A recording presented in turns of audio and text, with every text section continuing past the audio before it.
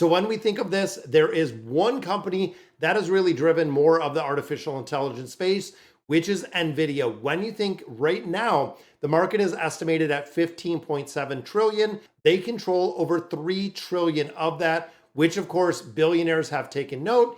Big investment advisors and investment firms have put a lot in writing on Nvidia. Now, looking at a lot of the billionaire money managers, however, they have chosen to sell Nvidia during June at the end of the quarter, but as required by the Form 13F filings with the SEC, there has been one billionaire that has held on and bought and has been a very avid buyer and a supporter of Nvidia.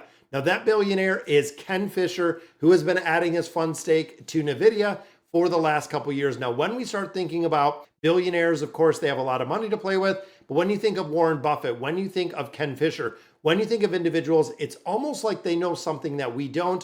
When you start looking at $230 billion in assets under the fund management, he grabbed another 2.1 million shares of Nvidia, which again is kind of crazy to think things of that scale. So he doubled his stake in Nvidia when all of these billionaires were exiting, were selling. It's the peak. This is all that we've seen. So the plain as day attraction to Nvidia is really the dominance of the AI GPUs, which of course every computer almost in the United States run on these. When you start looking, Nvidia shipped approximately 98% of all GPUs to data centers in 2022, 2023, and they are expecting the exact same thing in 2024. Think about that for a moment. You have a company like Nvidia that is shipping 98% of all GPUs to data centers. When you think of the future of artificial intelligence and even thinking of bigger picture outside of just Nvidia, all of the companies that are going to be required and that are building literally nuclear reactors to build and have enough power to run artificial intelligence. Do you think it's going to slow down in the future with all of the investments? When you start thinking of Meta, when you start thinking of, some of these massive, huge Microsoft companies, they are going to have such a pivotal part in artificial intelligence.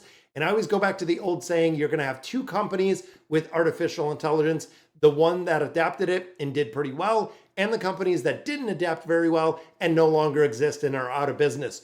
Because when you think about the domination of 98% of the chips in there, and they have a new architecture chip, a GPU architecture, the Blackwell that is coming.